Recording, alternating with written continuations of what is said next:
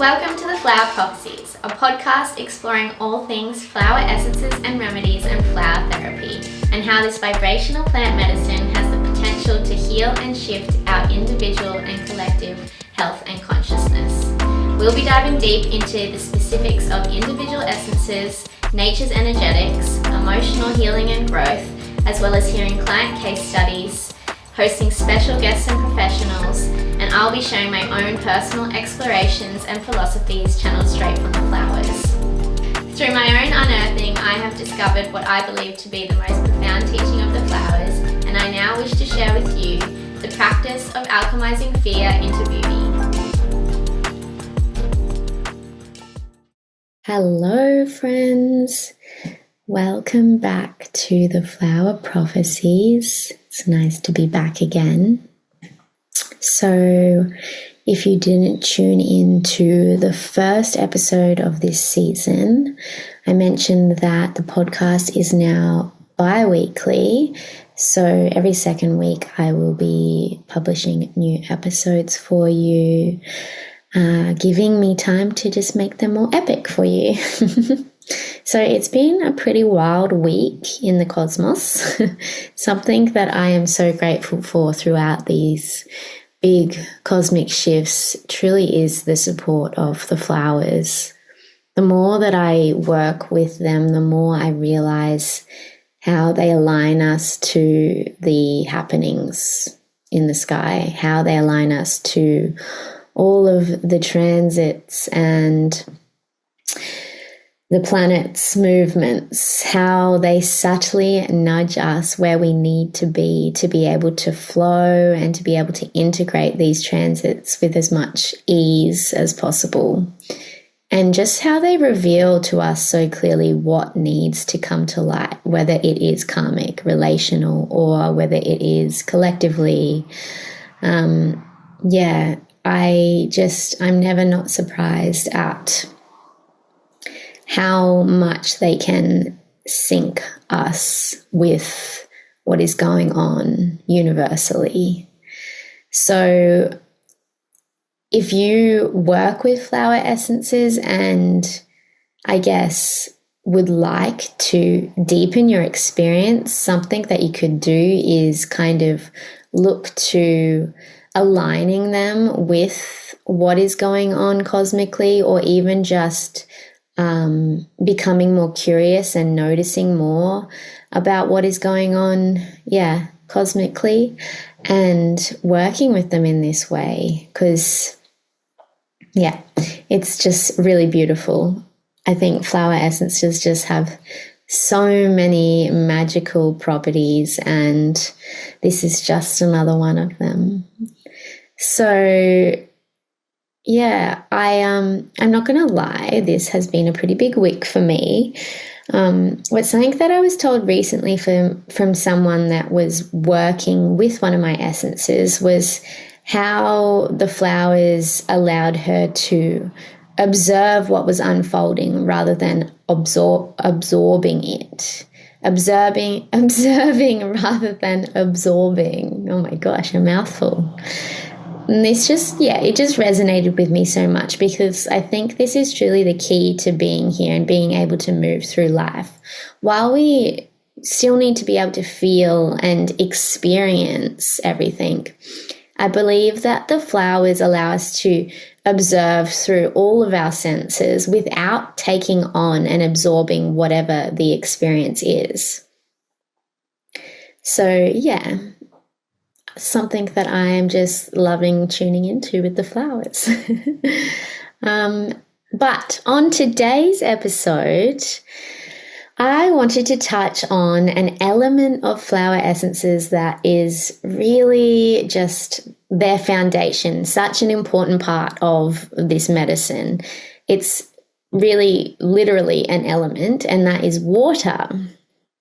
So the other week, I actually had the pleasure of attending a talk by Veda Austin. She is incredible. And if you don't know Veda, she is this amazing independent researcher researching the consciousness, the language, and the intelligence of water. So she's been working in and observing and passionately sharing about this realm for the last decade or more. And her belief is that water is fluid intelligence, observing itself through every living organism on the planet and in the universe.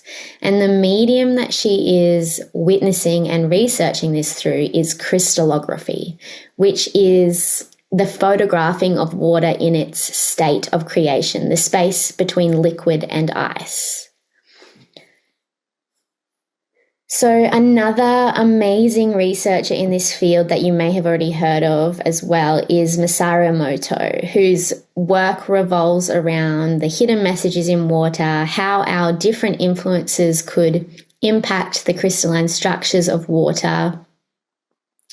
And some of the magic that Veda shared in her talk was truly inspiring and really just cemented for me what we know is the foundation of flower essences. And that is that water is an intelligence carrier and a vessel for frequency. And not just this, but that water is an actual conscious participant in all of creation. So within this episode today, I really wanted to touch a little bit more on the part that water plays within flower essences in particular, because realistically, there isn't an aspect of this medicine that doesn't rely on water. Not only is it within the flowers themselves as a part of their existence and their ability to grow and bloom and blossom, or is it just a crucial element to making a flower into the essence format that we know? But it's also foundational within our beings to hold, conduct, and amplify the frequency into our totality. So water has forever in ancient cultures been viewed as sacred. So within us, within our beings, we are 70% water. And, you know, if we look to holy water for purification or natural bodies of water that sustain life and nature, water is a symbol for life and for fertility. And without water, there really is no chance for regeneration. So naturally, it's the most sacred source. And when we look to the flowers, there is no question that one of the methods of delivery for the healing nature of flowers has always been through water.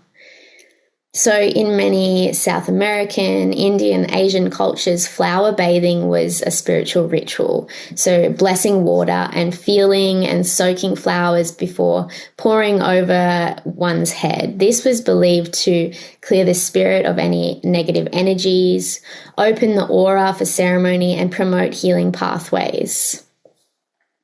The European philosopher Paracelsus in the 16th century and Hildegard von Bingen in the 12th century would collect morning dew in flower-covered muslin wraps overnight to treat patients with their emotional ailments. And in ancient Egypt, the water lily was depicted to symbolize all of creation. It was commonly used within rituals and sacred sites. It was placed within bowls of water to hold and amplify its healing power. And I believe these ancient and natural practices and rituals were probably then to influence the creation of flower essences themselves by Edward Bach in the 1930s.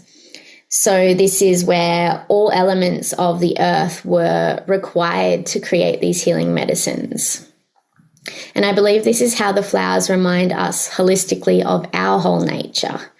So they are a synthesis of earth, fire, air, and water, a harmonic combination that, when assimilated into our own synthesis of elements, reminds us of our balanced elemental forces within, our own harmonic state.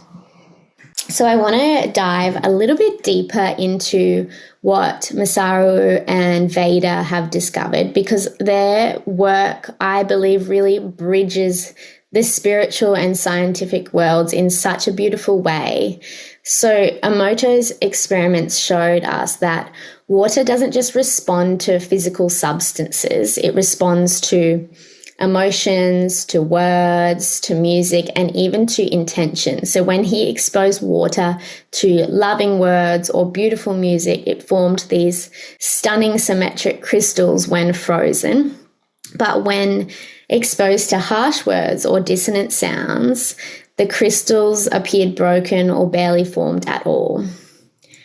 Veda takes this exploration even further with her crystallography. So she's found that water doesn't just respond to energies, it appears to almost have a language-like ability to form images that reflect what it's been exposed to. So when she would place a flower, say, above water and then freeze it, the crystalline patterns often form images that will resemble that same flower. And what these researchers are helping us understand is that water exists at this incredible intersection between physical matter and consciousness, between the measurable world of science and the more subtle realms of energy and information.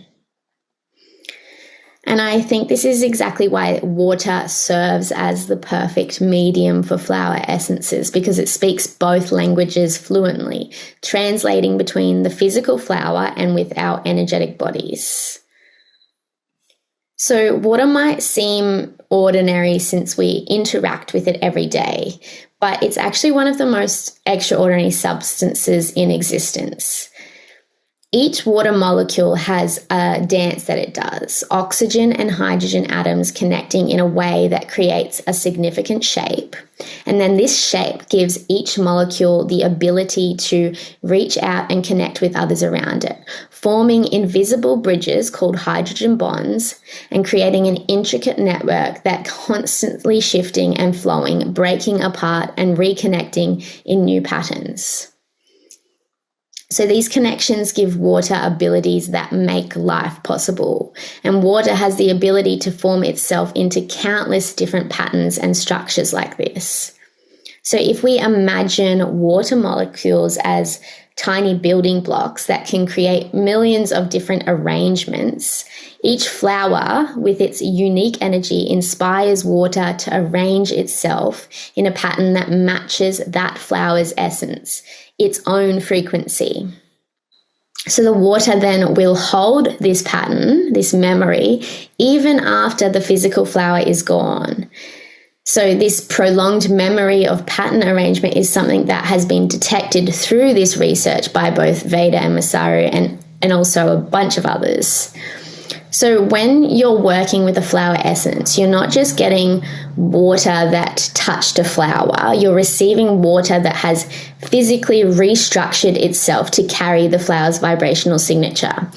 And water isn't just carrying the essence, in many ways it becomes the essence. So it's mind-blowing how these water structures become vessels for information and intelligence. They're not just water molecules connecting randomly, but they are organizing themselves into specific patterns that can actually hold and carry energetic imprints. We can think of it like water creating a three-dimensional snapshot of whatever energy encounters. So I was doing a little bit more deeper research into how this is possible, and I read a little bit into Dr. Gerald Pollack's research, who's someone that Veda has done a lot of research with as well. And it was just showing that his research was showing that water near surfaces forms what he calls an exclusion zone, or EZ water. So this isn't ordinary H2O. This is structured water with different properties. And these zones have a negative charge, so they exclude particles and they arrange themselves in honeycomb-like hexagon structures. And his work shows that this structured water can store energy, particularly from light. So when sunlight touches water during our flower essence making process, it's not just warming the water, it's actually charging the exclusion zones, helping them to capture and amplify the flower's unique energetic signature. So this really just amplifies what flower essence practitioners have known intuitively for generations, and that is that water is an intelligent medium that can receive, amplify, and transmit the healing vibrations of the flowers that we work with. And knowing all of this really just gives us the insight to see how water can actually be the bridge between realms, between the physical and energetic dimensions, through its ability to be both receiver and transmitter of energetic frequencies. And if water can hold this information and act as a conductor to the energetic space surrounding it, water is essentially creating a continuous channel of communication. So water can receive a flower's vibrational signature, hold that information in its molecular structure, and then transmit it when it encounters our own body's water systems, where it actively conducts it, amplifying and distributing the flower's energy throughout our own energetic field. So when you place a flower essence under your tongue or on your skin, you're creating a direct connection between the water that holds the information and your own body's water systems. Those few drops contain encoded wisdom that can then ripple through your entire physical and energetic field. So this is why flower essences can have such profound effects despite being so physically subtle. They're working through water's ability to serve as this translator between dimensions. And one of the beautiful aspects that Veda speaks to within her water observation, and also what we know about flower essences, is that this life force frequency, this vital energy of the flower, and the energetic imprints that water can receive and transmit can be viewed, if we would like to, as spirit, as universal consciousness. It is the transmission of an intelligence beyond our human mind, an intelligence carried through nature and through every living thing on the earth. So Veda and Masaru have both shown how the water can not only hold, transmit, or mirror influence, but also respond. That is, have a response to what is imprinted into it. In Masaru's work, this responsive quality was demonstrated through how water formed different crystal patterns when exposed to negative versus positive words or emotions. Beautiful symmetrical crystals forming in response to love and gratitude, while chaotic or fragmentic patterns emerge with hurtful thoughts. Veda's research takes this even further. She's documented how water appears to respond when she directs different questions or intentions toward it during her experiments, almost as if engaging in a conversation with water. She's also shown water's apparent preference between polarities, where water seems to respond more strongly to certain energies than others. And most remarkably, I think, she's observed water's adaptation over time, where its response to the same influence evolves, suggesting a form of learning capacity. All of this suggests that there is an influence beyond our human consciousness that is informing water in this way, and that potentially what some may know as spirit or consciousness itself is this source. So in our bodies, water in our cells help convert light signals into electrical impulses that our nervous system can understand. And in flower essences, I believe that water is performing a similar role as a translator. So it's taking the light energy from the sun and the vibrational frequency of the flower and converting them into an informational pattern that our bodies can read and respond to. It's like water serves as nature's technology, a living, conscious medium that transforms light into information and energy into meaning. And these are why flower essences are referred to as vibrational medicine and energy medicine, because they work purely through energetic frequency. So another aspect to this, and why I think water plays such a fundamental role as the medium for them, can be seen in their dilution process. So this is something that I feel is an area of creating flower essences, and also actually in homeopathic remedies for that matter, that has maybe been sort of questioned or created a bit of controversy. And my personal interpretation, or I guess my intuitive theory behind the dilution process, is this. So flower essences and homeopathic remedies become more potentized with higher dilution. This is how they've always been made. And I think that dilution isn't just about reducing the concentration, but about refining information quality. So when we dilute, it can create more coherent and targeted frequencies. It's like a refinement process where diluting actually acts as a filter that allows the dominant, most stable frequency patterns to persist while the less coherent patterns fade away. This explains why more diluted essences can sometimes have more specific or deeper effects. They've been distilled to their most fundamental vibrational signature, and any noise has been reduced, leaving a clear signal that can more precisely resonate with corresponding patterns in our own energy system. So the essences become more pure in their informational content within the water, and they're amplified with greater clarity.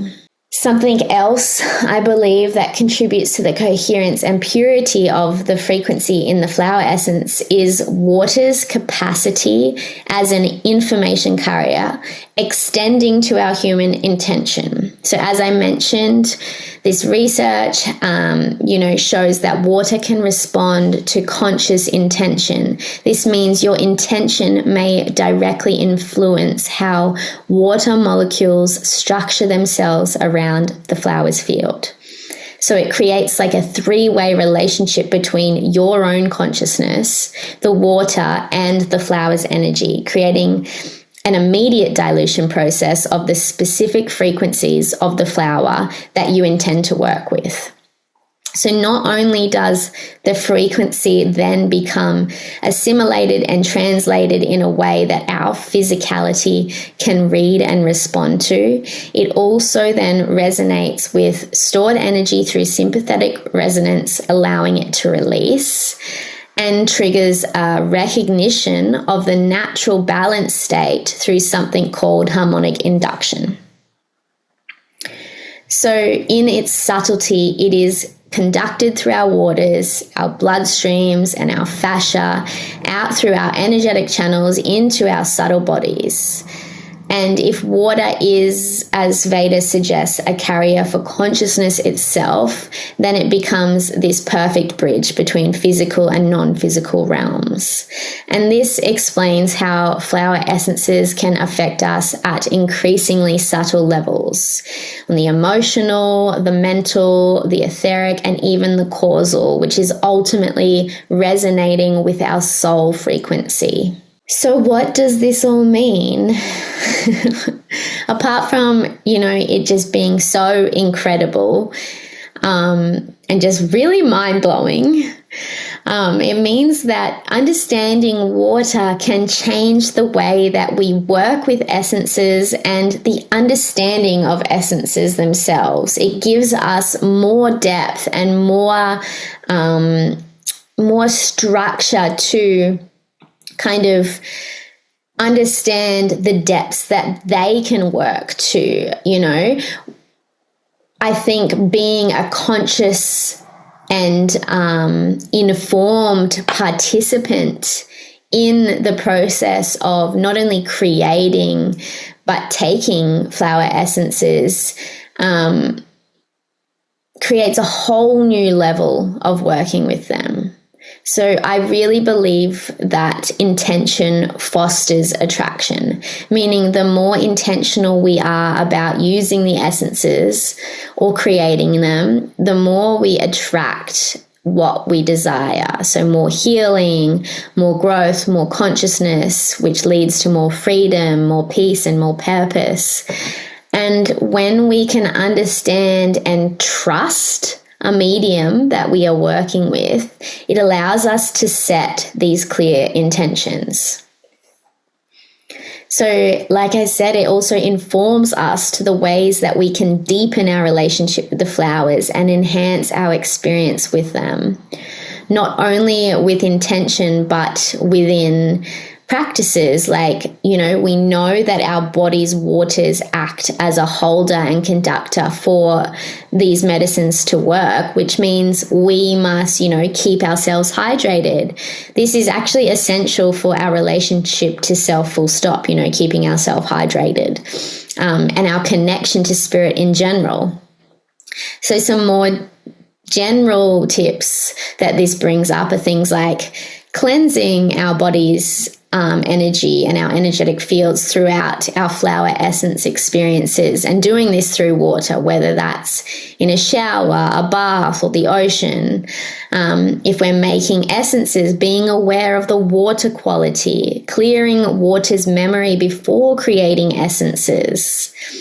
Amplifying the essence through sound or through copper instruments, amplifying the remedy you're taking by activating it beforehand, giving it a few taps on your palm, looking after your body and promoting flow in your waters through movement or through sound vibration. And just being aware of the environments you're storing the essences and if they are susceptible to any influence. So I've really loved putting this episode together. Obviously, it was a little bit more in depth, so I had these notes to read from. So it's not as spontaneous as my usual episodes, I would say. But I would love to hear what all of your relationship to water is, and any thoughts or questions you may have, or if you just want to chat about water and about flower essences and, how they all work. I guess my final note on this is that water is this intelligent participant in the healing process, and it's so important as this foundation for the flowers to do what they are here to do. The water just is this conscious bridge that helps us to access and to integrate the flower's wisdom. So, to close out, I just thought I would share a little, a little pondering that I actually posted on my socials last year in a post about water. So, water, the keeper of the secrets of the universe. I wonder about the waters not yet discovered, the waters whose magic has not yet materialized, the waters holding clues and keys to life mysteries, to the universe's untapped intelligence. Thank you, everyone, for listening in. I really hope you enjoyed that little bit of a different episode. Please leave your thoughts on this one, and please subscribe and like, means a lot to me, and I want to share more and more. So with your help, that would be amazing. If you would like to experience the magic of flower essences, or would like to, work with myself in flower therapy, you can find my offerings at hekahealing.com.au. And I would also really love to continue sharing a little bit more of my own information in deepening practices with flower essences and also sharing them with others. So I have also been reoffering my steward sessions. So these are for anyone that would like to learn more about flower essences in kind of any field of them, whether that is how to create them, whether that is how to work with clients, whether that is practitioner skills, whether that is, attuning to the language of the flowers, so many different things. If you are curious about that, you can give me a message, or you can also book a connection call on my website, or send me an email if this is resonating for you. And I will talk to you all in a couple of weeks. So thank you again, and have a beautiful rest of your week.